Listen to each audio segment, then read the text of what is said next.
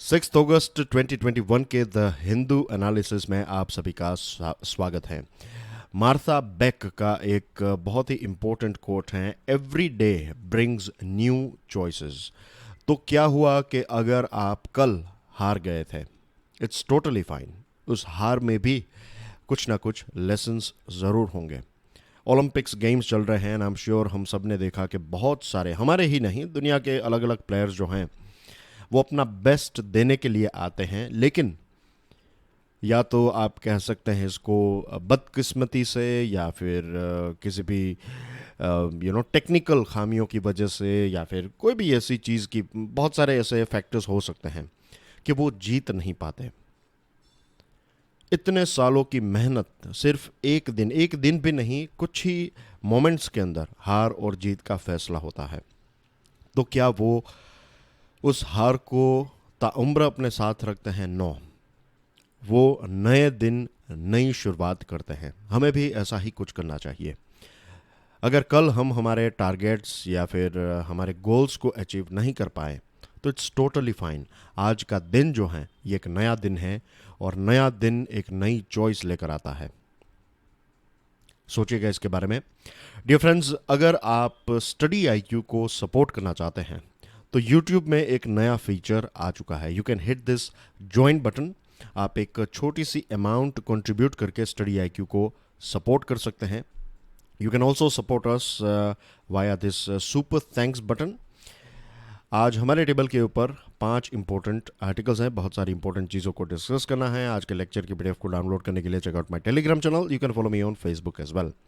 Not always fair game, ये online rummy और poker के साथ जुड़ा हुआ तमिलनाडु सरकार का जो एक अमेंडमेंट था, एक नया जो लॉ था, या फिर जो लॉ था उसमें जो बदलाव किए गए, उसके साथ जुड़ा हुआ ये आर्टिकल है। Good intentions do not always make for good legislation. सरकार का इरादा सही हो सकता है, लेकिन इसका मतलब ये नहीं है कि आपका इरादा अच्छा था तो आपने कानून भी अच्छा बनाया। नो, यहाँ पर तमिलनाडु सरकार ने एक कोशिश की। बहुत सारे यंगस्टर्स जो हैं ये ऑनलाइन गैम्बलिंग में फंस जाते हैं, उनके ऊपर कर्ज बढ़ जाता है, और फिर कुछ ऐसे स्टेप्स ले लेते हैं जो परिवार के लिए और समाज के लिए बहुत ही दुखद होते हैं। मैं आपको एक रीसेंट एग्जांपल देना चाहूँगा।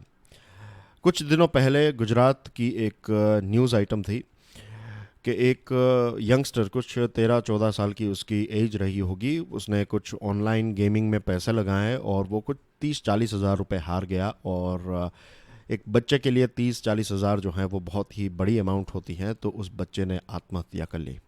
This was a very sad incident. Just imagine कि उनके पेरेंट्स के ऊपर क्या बीत रही होगी।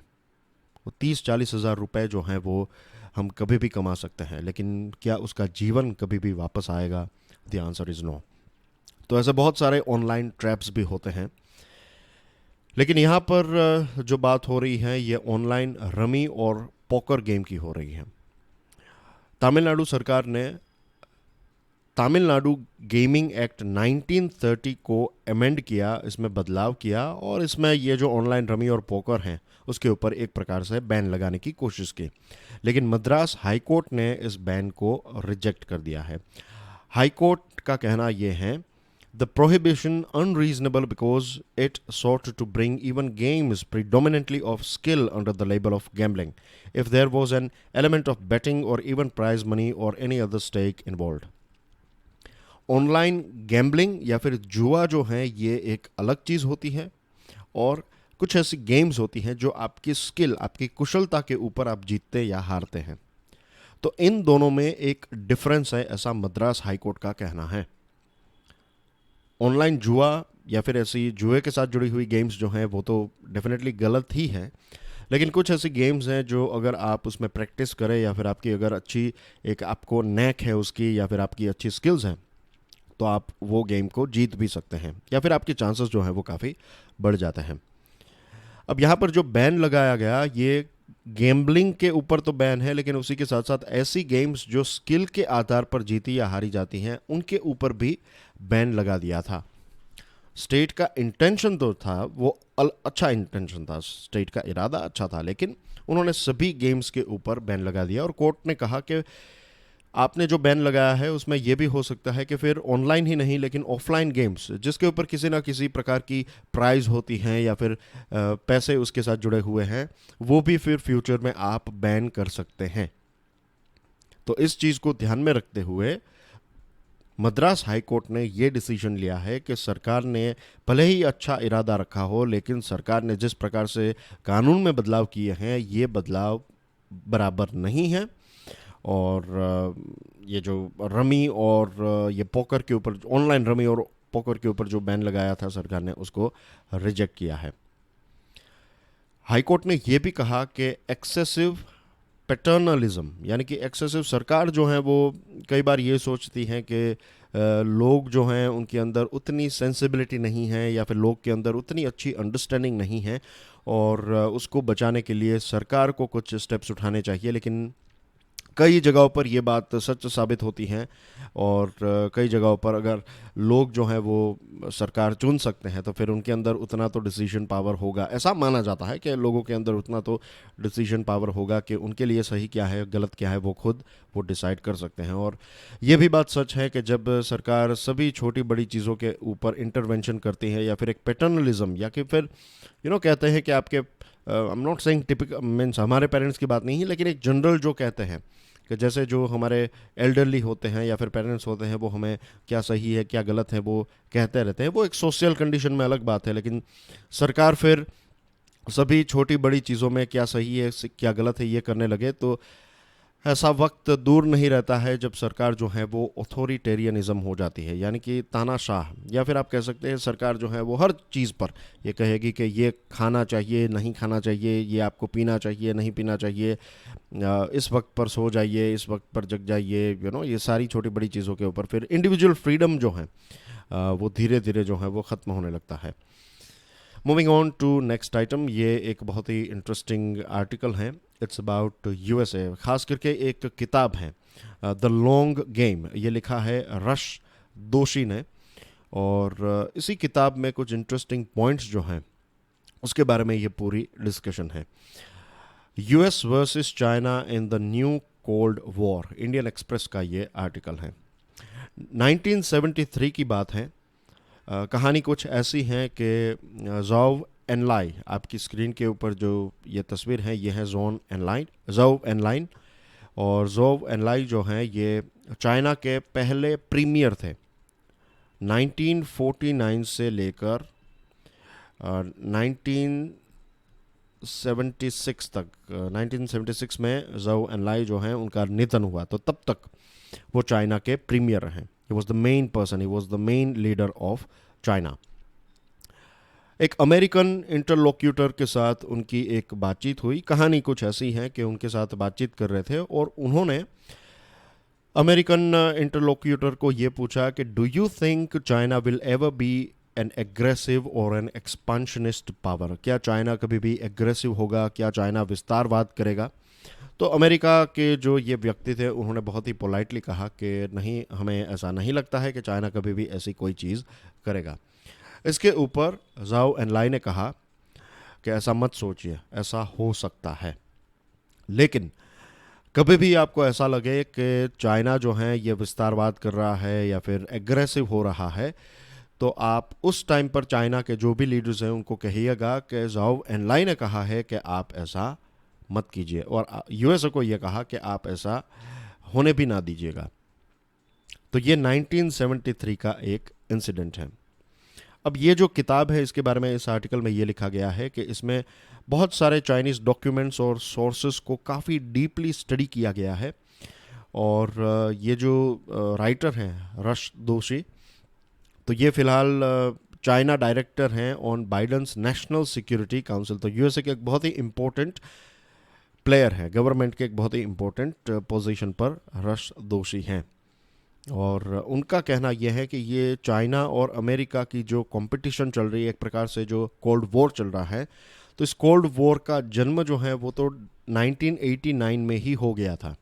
अभी फ़िलहाल जो हम चीज़ देख रहे हैं वो एक नया वर्जन है इसका या फिर एक नई हाइट है, लेकिन चाइना जो है वो यूएसए की कंपटीशन में एक लंबे समय से आ चुका था। Xi Jinping represents not so much a break with the recent history of Chinese policy, but the next logical step in its evolution. Xi Jinping जो हैं वो एक बहुत ही इम्पोर्टेंट कड़ी है। अब चाइना का राइज जो है वो एक अलग लेवल का हो चुका है। और यूएसए ने चाइना की एक समय पर ऐसा था कि रशिया और चाइना जो हैं वो बिकॉज कम्युनिज्म को ध्यान में रखें और उस पॉइंट ऑफ व्यू से देखें तो रशिया और चाइना बहुत ही एक दूसरे के करीब थे, आज भी बहुत ही करीब हैं। लेकिन कोल्ड वॉर के टाइम पर जो है यूएसए ने चाइना की काफ़ी मदद भी की और ऐसा वक्त भी आया, हमने इस चीज़ के बारे में भी डिस्कशन की थी कि जब वियतनाम वॉर की बात हम कर रहे थे तब हमने देखा कि एक वक्त आया जब यूएसए को लगा कि अब चाइना को लेकर इतना कोई ख़ास खतरा नहीं है। चाइना जो है उसको ये जो MFN है, मोस्ट फेवर्ड नेशन का स्टेटस भी यूएसए ने दिलवाया, फिर वर्ल्ड ट्रेड ऑर्गेनाइजेशन में उसको ऐड करवाया और WTO में कुछ एग्जम्पशंस भी चाइना को दिए गए थे। और ये सारे स्टेप्स जो हैं ये बेसिकली यूएसए ने चाइना की काफ़ी मदद की। चाइना में आज जो मैन्युफैक्चरिंग सेक्टर है तो उसमें भी आई एम नॉट सेइंग कि यूएसए की वजह से ही हुआ है, चाइना का भी अपना एक रोल है, लेकिन यूएसए ने बहुत ज़्यादा मदद की थी चाइना की। और एक लंबे समय से यूएसए की सोच ये थी कि चाइना जब भी इकोनॉमिकली डेवलप होगा तो चाइना डेमोक्रेसी की तरफ आगे बढ़ेगा। किसी ने ये नहीं सोचा था कि चाइना अगर ऑथोरिटेरियन रहा या फिर सिर्फ एक पार्टी का रूल वहाँ पर रहा जैसा आज चाइना में है, तो ऐसा नहीं सोचा था। ऐसा सोचा कि ये सारी चीज़ें चली जाएगी, नई नई पार्टीज़ आएगी, चाइना डेमोक्रेटिकली इवॉल्व होगा, चाइना एक डेमोक्रेटिक कंट्री बन जाएगा। 1989 से 2008 की बात करें, चाइना की जो स्ट्रेटजीज हैं उसके 3 अलग अलग फेजेस हैं। उसमें पहला फेज जो है ये 1989 से 2008 का है। उस टाइम पर चाइना की जो स्ट्रेटजी है वो ये रही कि वो दुनिया के अलग अलग देशों के साथ इकोनॉमिकली एंगेज होने लगा, दुनिया के अलग अलग देशों के साथ व्यापार करने लगा, इंटरनेशनल इंस्टीट्यूट्स में पार्ट बनने लगा जैसे कि वर्ल्ड ट्रेड ऑर्गेनाइजेशन एक्सेट्रा। और फिर वेपन्स की बात करें तो सबमरीन्स, मिसाइल्स, ये अलग अलग वेपन्स जो हैं वो भी चाइना धीरे धीरे ऐड करने लगा। तो चाइना बहुत ही पोलाइटली और बहुत ही सॉफ्टली धीरे धीरे मजबूत बनता गया। अच्छा, माओ जेडंग भी ये कहते थे कि चाइना को जो है वो अपना अपना सर जो है वो नीचा रख के आगे बढ़ना चाहिए, यानी कि किसी देश के साथ आप एग्रेसिवली बिहेव ना करें। वक्त आएगा जब आप ताकतवर बन जाएंगे और उस टाइम पर दुनिया को खुद पता चल जाएगा कि आप कितने शक्तिशाली बन चुके हैं। तो यही स्ट्रेटेजी जो है वो चाइना ने अपनाई है 1989 से 2008 तक। 2007-8 के समय पर ग्लोबल रिसेशन आया। उस टाइम पर फाइनेंशियल क्राइसिस जब चल रही थी दुनिया में, तो 2009 से अगर हम देखें तो चाइना की एक खास पैटर्न रही है। चाइना फिर बिल्डिंग मोड में आ गया। पहले जो उनका फेज़ था वो उनकी स्ट्रेटेजी थी कि चाइना जो है वो पार्टिसिपेशन के फेज़ में था, उसके बाद बिल्डिंग मोड में आ गया। अब ये खुद अपने इंटरनेशनल इंस्टीट्यूशंस क्रिएट करने लगा। मिलिट्री जो है वो काफ़ी ऑफेंसिव कैपेबिलिटीज़ वाली हो गई, पहले डिफेंसिव थी, अब ये ऑफेंसिव हो गई। और पॉलिटिकली भी जो चाइना है वो अपनी आवाज़ उठाने लगा। अब फिलहाल जो हमें चाइना का फेज़ देखने को मिल रहा है, दिस इज़ एक्सपांशनिस्ट फेज़। यहाँ पर चाइना अलग अलग टेरिटोरियल डिस्प्यूट्स में उलझा हुआ है। टेरिटोरियल डिस्प्यूट्स को उनको जो पसंद है उस तरीके से वो सॉल्व करना चाहता है और यूएसए को एशिया में से निकालना चाहता है और पूरी दुनिया में अपना एक राज जो है वो स्थापित करना चाहता है। भारत के पॉइंट ऑफ व्यू से देखें तो ये काफ़ी डेंजरस चीज़ें हैं, लेकिन कुछ दुनिया के ऐसे देश हैं जिनको चाइना से मदद मिल रही है, वो तो चाइना को बहुत ही एक अच्छा देश मान रहे हैं। वहाँ पर चाइना रोड बना रहा है, इंफ्रास्ट्रक्चर क्रिएट कर रहा है, जॉब्स क्रिएट कर रहा है, वैक्सीन पहुँचा रहा है, सरकार को पैसा दे रहा है। तो ये सारी चीज़ें उनको बहुत ही स्वीट लग रही है, लेकिन ये सारी चीज़ें चाइना इसलिए कर रहा है क्योंकि चाइना जो है वो यूएसए को हटाकर जो सरताज हैं वो खुद अपने सिर पर पहनना चाहता है। But just reiterating that China will export authoritarianism while the West will export liberal principles is too easy a narrative. ये कहा जाता है कि चाइना जो है वो जब एक्सपांड होगा तो वो ऑथोरिटेरियनिज्म को प्रमोट करेगा और वेस्टर्न वर्ल्ड अभी तक जो है वो डेमोक्रेसी और लिबरल प्रिंसिपल्स को प्रमोट करता हुआ आया है। चाइना को यही खतरा लग रहा है। चाइना का मानना यह है कि ये डेमोक्रेसी और ये सारी चीज़ें जो हैं वो किसी काम की नहीं है, ये एफिशिएंट नहीं हैं, और जो देशभक्त हैं वो अच्छी तरीके से देश को चला सकते हैं, ये डेमोक्रेसी और ये सारी चीज़ें जो हैं वो वेस्ट ऑफ टाइम है, समथिंग लाइक दैट। और वेस्टर्न वर्ल्ड और डेमोक्रेटिक देश का मानना ऑफ कोर्स यही है कि ये ऑथोरिटेरियनिज़म जो है वो सही बात नहीं है। हम ये भी एग्जांपल सुनते हैं कि अगर आपके पास एक बहुत ही बड़ा महल हो, आपके पास गाड़ियां हैं, सारी चीज़ें हैं, लेकिन आपको घर के बाहर या फिर आपका जो कंपाउंड है उसके बाहर निकलने की इजाज़त नहीं है, तो ये पैसे और ये सारी चीज़ें जो है वो कुछ टाइम तक आप एंजॉय करेंगे, लेकिन उसके बाद यही चीज़ें आपको एक घुटन महसूस होगी आपको। तो चाइना का ये एग्जांपल दिया जाता है कि वहाँ पर इकोनॉमिक प्रोग्रेस काफ़ी हुआ है, लेकिन लोगों की स्वतंत्रता जो है वहाँ पर ना के बराबर है। The prospect of the world in which nothing can convince China that USA will not undermine it, and little can convince the US that China is not expansionist, is a sobering one. अभी फ़िलहाल situation ये हो चुकी है, China ये मान रहा है कि यूएसए जो है वो उनके लिए बहुत बड़ा ख़तरा है, यूएसए चाइना के सिस्टम को डिस्टर्ब करना चाहता है, उनके इंटरनल पीस को डिस्टर्ब करना चाहता है, और यूएसए का मानना यह है कि चाइना जो है वो एक्सपांशनिस्ट हो रहा है और ये एक्सपांशन को कभी नहीं छोड़ेगा। तो कहीं ना कहीं यूएसए का ये जो मानना है वो ज़्यादा सच है, क्योंकि हम देखते हैं कि इंडिया के साथ, फिर आसियान देशों के साथ, रशिया के साथ भी इश्यूज़ हैं, दूसरे देशों के साथ भी चाइना के बॉर्डर को लेकर इश्यूज़ हैं, फॉर एग्जांपल जापान, और दुनिया के अलग अलग कोनों में चाइना जो है वो पहुंचकर बहुत सारे इश्यूज़ भी क्रिएट कर रहा है। चाइना की डिप्लोमेसी, जो डेट ट्रैप जिसको कहते हैं, पहले आपको पैसे देगा और फिर आपको कर्ज में डुबा देगा और फिर आपकी ज़मीन या फिर आपके पोर्ट्स और ये सारी चीज़ें अपने कंट्रोल में ले लेगा, तो ये सारी चीज़ों को भी हम इग्नोर नहीं कर सकते। Pandemic of distrust, the Hindu का ये आर्टिकल है। अब यूएसए ऑफ कोर्स एक डेवलप्ड देश है, एज वी ऑल नो, लेकिन क्या आपको पता है कि यूएसए में भी बहुत सारे ऐसे लोग हैं जो धर्म के नाम पर आज भी इतनी अंधश्रद्धा रखते हैं कि वो वैक्सीन नहीं लेते।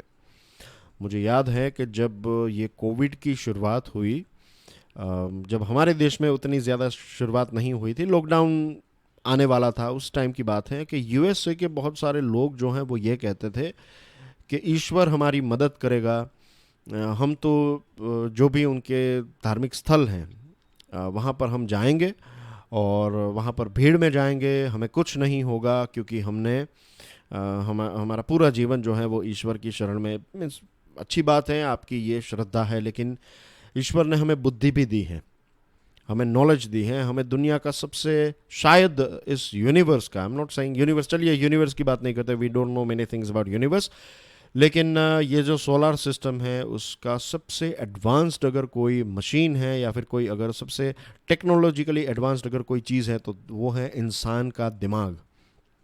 तो ये चीज़ कुदरत ने, एवोल्यूशन ने, नेचर ने हमें दी है। तो श्रद्धा रखना अच्छी बात है, लेकिन साइंस लॉजिक जो है उसको भी आप छोड़ नहीं सकते। तो वैक्सीन ना लेना, अगर कोई मेडिकल रीज़न है तो दैट्स अ डिफरेंट थिंग, अगर आपके पास कोई मेडिकल लॉजिक है तो दैट्स अ एक्सेप्टेबल थिंग, लेकिन सिर्फ डायरेक्टली इसको रिजेक्ट कर देना जो है that is not a scientific. किसी भी चीज़ को विदाउट एनी लॉजिक रिजेक्ट कर देना जो है वो साइंटिफिक नहीं है। तो यूएसए में फिलहाल जो कोविड क्राइसिस है उसके पीछे रीज़न ये है पेंडेमिक ऑफ द अनवैक्सीनेटेड। बहुत सारे लोगों ने आज भी वैक्सीन नहीं ली है, वैक्सीन अवेलेबल होने के बावजूद भी नहीं ली है, और इसकी वजह से वहाँ पर केसेस जो हैं वो काफ़ी बढ़ रहे हैं।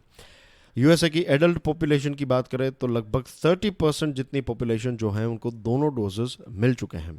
बेग पार्डन, उनको सिंगल डोज भी नहीं मिला है। 30% एडल्ट पॉपुलेशन जो है उनको एक भी डोज नहीं मिला है, उन्होंने डोज या तो लिए नहीं है या फिर अभी उनका टर्न नहीं आया है। और 12 से लेकर 17 साल के बच्चों की बात करें तो 58% जितने बच्चे जो हैं उनको वैक्सीनेशन नहीं मिला है। अभी तक 348 मिलियन डोजेस जो हैं वो यूएसए में दिए गए हैं। बाइडन एडमिनिस्ट्रेशन ने बहुत कोशिश की है, वो साइंस को फॉलो करने की पूरी कोशिश कर रहे हैं, और स्टार्टिंग में ही उन्होंने ये बड़ी बड़ी companies Pfizer, Moderna, Johnson and Johnson के साथ ऐसे करार कर लिए थे कि जुलाई 2021 के अंत तक आपको हमें 700 मिलियन डोजेस प्रोवाइड करने हैं, ताकि यूएसए की लगभग 400 मिलियन जितनी आबादी जो है उनको वैक्सीनेट किया जा सके। बहुत सारी प्राइजेस भी रखी गई हैं। कुछ राज्यों के अंदर लॉटरी टिकट्स दी जाती हैं, कैश गिफ्ट्स दिए जाते हैं जब आप वैक्सीनेशन के लिए जाते हैं। और यूएसए के 193 मिलियन अमेरिकन 193 मिलियन सिटीजन्स ऐसे हैं जिनको 1 डोज मिल चुका है, और एटलीस्ट 165 मिलियन लोग ऐसे हैं जिनको they have received all the required doses, दोनों डोजेस जो हैं वो उनको मिल चुके हैं। तो अभी भी इतनी पॉपुलेशन, कुछ 30% जितनी एडल्ट पॉपुलेशन जो है उन्होंने वैक्सीनेशन नहीं लिया, और इसकी वजह से वहाँ पर केसेस जो हैं वो काफ़ी बढ़ रहे हैं। Regardless of the reasons for resisting, the statistic paint a grim picture. 95% जितने कोविड के केसेस जिसमें लोगों को हॉस्पिटलाइजेशन करना पड़ता है या फिर उनकी मृत्यु होती है, वे ऐसे लोग हैं जिन्होंने वैक्सीन नहीं ली है। खास करके फ्लोरिडा और टेक्सास जैसे कुछ राज्य हैं यूएसए के, जहां पर नेशनल एवरेज से भी कम वैक्सीनेशन हुआ है, और यहाँ पर ही आपको सबसे ज़्यादा केसेस देखने को मिल रहे हैं। जैसे मैंने आपको बताया कि बाइडेन एडमिनिस्ट्रेशन काफ़ी कोशिश कर रहा है, इनफैक्ट प्रेसिडेंट भी बार बार वैक्सीन को लेकर जो स्टेटमेंट्स हैं वो इश्यू करते रहते हैं। ट्विटर के माध्यम से, अलग अलग प्लेटफॉर्म के माध्यम से लोगों को अवेयर करने की कोशिश करते हैं। फैक्ट्स और डेटा जो है वो अच्छी तरीके से लोगों के सामने रखा जाता है, लेकिन फिर भी मिस इन्फॉर्मेशन का ख़तरा उतना ही ज़्यादा है। कुछ गलती वहाँ की सीडीसी ने भी की है। 13 मई की बात करें तो यूएसए की ये जो सीडीसी है, सेंटर ऑफ डिजीज़ कंट्रोल, तो उन्होंने क्या कहा कि जिन लोगों ने दोनों डोजेस ले लिए हैं उनको पब्लिक में मास्क पहनने की कोई ज़रूरत नहीं है। ये एक बहुत ही चौंकाने वाला स्टेटमेंट था, और जब ये स्टेटमेंट आया तो I was also bit shocked कि ऐसा क्यों कहा, क्योंकि वैक्सीन्स जो हैं वो आपको सीवियर कोविड नहीं होने देगी, लेकिन आपको कोरोना नहीं होगा, मीन्स आपको इन्फेक्शन नहीं होगा, ऐसा नहीं है। आपको इन्फेक्शन हो सकता है लेकिन सीवियर नहीं होगा। आपको एक मामूली सा बुखार आ सकता है और उसके बाद आप घर पे ही ठीक हो जाएंगे, लेकिन इतना भी रिस्क क्यों लें? If you wear a mask तो यह रिस्क जो है वो बहुत ही कम हो जाता है। तो ऐसा एक स्टेटमेंट दिया था, फिर बाद में इसी स्टेटमेंट को उन्होंने रिवर्स भी किया, लेकिन ऐसी गलतियां जो हैं वो किसी भी देश को नहीं करनी चाहिए। Moving on to next item, बात करेंगे उत्तर प्रदेश की। Uttar Pradesh under Yogi is making waves, ये पायोनियर का एक आर्टिकल है। हमारे देश का सबसे बड़ा राज्य in terms of population, area की बात करें तो बताइए हमारे देश का सबसे बड़ा राज्य कौन सा है? ये आपके लिए एक प्रश्न है। Stick your answer in the comment section. बहुत ही इजी प्रश्न मैंने पूछा है आपको। तो एरिया वाइज उत्तर प्रदेश सबसे बड़ा नहीं है, लेकिन पॉपुलेशन वाइज जो है उत्तर प्रदेश हमारे देश का सबसे बड़ा राज्य है। काफ़ी वाइब्रेंट हैं, काफ़ी डाइवर्स हैं। पॉलिटिकली भी बात करें तो एक बहुत ही इंपॉर्टेंट रोल प्ले करता है, be it in the layout of highways, appointment of government services, providing employment to state's vast population, increasing investments, law and order, encouragement to tourism and pilgrimage, as well as expanding the small and medium enterprises. Uttar Pradesh is making waves. Uttar Pradesh जो है वो एक बीमारू राज्य था। Law and order की situation बहुत ही ख़राब थी, बहुत ही एक एस्पिरेशनल राज्य था। लेकिन अब उत्तर प्रदेश जो है वो हाईवे के पॉइंट ऑफ व्यू से देखें, फिर कितने सारे नए नए हाईवेज़ वहाँ पर बन रहे हैं। गवर्नमेंट सर्विसेज की बात करें, जॉब जनरेशन हो रही है, इन्वेस्टमेंट आ रहा है, small and medium enterprises, tourism को काफ़ी प्रमोट किया जा रहा है। तो उत्तर प्रदेश काफ़ी न्यूज़ में रहता है। एक चीज़ जो हमें समझनी है, जो फैक्ट है कि हमारे देश का सबसे बड़ा राज्य इन टर्म्स ऑफ पॉपुलेशन, यानी कि अगर ये राज्य तरक्की करता है, अगर इसका ग्रोथ होता है, इसका डेवलपमेंट होता है, तो सिर्फ इस राज्य का नहीं पूरे देश का ग्रोथ और डेवलपमेंट जो है वो उत्तर प्रदेश के हाथ में डेफिनेटली है। अगर उत्तर प्रदेश एक अलग देश होता तो पता है आपको कि ये दुनिया का 5th सबसे पॉपुलेटेड देश होता। यूरोप की पॉपुलेशन जितनी शायद नहीं है उतनी पॉपुलेशन यूरोप के बहुत सारे देश अगर आप मिला लें तो उतनी पॉपुलेशन नहीं है जितनी सिर्फ उत्तर प्रदेश की है। तो उत्तर प्रदेश को हैंडल करना भी अपने आप में एक बहुत ही बड़ा चैलेंज है। उत्तर प्रदेश की 84 लोकसभा की सीट्स थी, फिलहाल 80 सीट्स हैं, पहले 84 सीट्स थी। तो एक लंबे समय से यही था कि अगर उत्तर प्रदेश आपके कंट्रोल में है तो फिर सेंट्रल गवर्नमेंट आपकी ही होगी। और इसीलिए कुछ पार्टीज़ ने ऐसा भी किया एक लंबे समय से कि उत्तर प्रदेश को इतना डेवलप नहीं होने दिया, क्योंकि जितना पिछड़ा हुआ ये रहेगा उतना ही ईजिली आप सारी गलत चीज़ें या फिर थोड़े बहुत गलत स्टेप्स उठाकर भी आप ये सारी सीट्स जो हैं लोकसभा की आपके पास रहेगी और फाइनली सेंट्रल गवर्नमेंट जो है वो आपकी ही रहेगी। तो ये एक हित छिपा हुआ था, लेकिन डेफिनेटली योगी आदित्यनाथ के आने के बाद एक बहुत बड़ा बदलाव हमें उत्तर प्रदेश में देखने को मिल रहा है। अब कई लोगों को योगी आदित्यनाथ पसंद है, कई लोगों को नहीं पसंद है। यहाँ पर हम पसंदगी और नापसंदगी की तो बात कर नहीं रहे हैं, we are talking about something, some facts जो हमें पायोनियर न्यूज़पेपर के इस आर्टिकल में पढ़ने को मिल रहे हैं। जैसे कि ईज़ ऑफ डूइंग बिजनेस की बात करें तो 2016 में उत्तर प्रदेश का रैंक 16th पोजीशन पर था, हमारे देश की बात कर रहे हैं। अब ये सेकंड रैंक तक पहुंच गया है। लॉ एंड ऑर्डर की बात करें तो लॉ एंड ऑर्डर में भी एक बहुत बड़ा बदलाव हमें देखने को मिल रहा है। आपको पता होगा कि बहुत सारी गैंग्स और गैंगस्टर्स, यहाँ पर बहुत सारे लोग ऐसे थे, लेकिन अब सरकार ने पिछले 4.5 साल में 137 क्रिमिनल्स जो हैं उनको लिक्विडेट कर दिया है। 3,000 जितने क्रिमिनल्स जो हैं वो मुठभेड़ में इंजर्ड हुए हैं। 37,000 जितने एक्यूज जो हैं उनको गैंगस्टर्स एक्ट और 500 जितने को नेशनल सिक्योरिटी एक्ट के तहत जेल में डाला गया है। योगी एडमिनिस्ट्रेशन ने यह भी किया है कि ये जो क्रिमिनल्स हैं उनकी प्रॉपर्टीज़ और इन सारी चीज़ों को भी जब्त किया है और कुछ 1580 करोड़ की प्रॉपर्टी जो है वो या तो डिमोलिश की गई है या फिर उसको जब्त किया गया है। इन्वेस्टमेंट प्रपोजल्स की बात करें तो 66,000 करोड़ के फॉरेन और लोकल इन्वेस्टर्स जो हैं वो अब उत्तर प्रदेश में इन्वेस्टमेंट करने के लिए इंटरेस्टेड हैं। कुछ छोटे छोटे टाउन्स तक भी, इता, अमरोहा, मिर्ज़ापुर तक भी इन्वेस्टमेंट जो है वो पहुंचा है। ऐसा नहीं है कि बड़े बड़े शहरों तक ही इन्वेस्टमेंट लिमिटेड रहा है। MOUs की बात करें, MOUs जो है मेमोरेंडम ऑफ अंडरस्टैंडिंग, ये एक्चुअली में ऐसा नहीं है कि इतने प्रोजेक्ट्स अप्रूव हो चुके हैं या फिर तब्दील हो गए, लेकिन इतना इंटरेस्ट दिखा है। 4.68 लाख करोड़ रुपीज़ जितने इन्वेस्टमेंट का MOUs जो है वो साइन किया गया है। इसमें 371 प्रपोजल्स ऐसे हैं जिसमें लगभग 3 लाख करोड़ रुपए इन्वेस्ट किए जाएंगे और ये धीरे धीरे फंक्शनल होते जा रहे हैं और लगभग 5 लाख लोगों को जॉब्स भी यहाँ पर मिली हैं। डिफेंस इंडस्ट्रियल मैन्युफैक्चरिंग कॉरिडोर के तौर पर भी ये जो उत्तर प्रदेश है एक बहुत ही इंपॉर्टेंट रोल प्ले करेगा और टूरिज़्म को प्रमोट किया जा रहा है। किसानों को भी पेमेंट जो है वो टाइम पर मिल चुका है।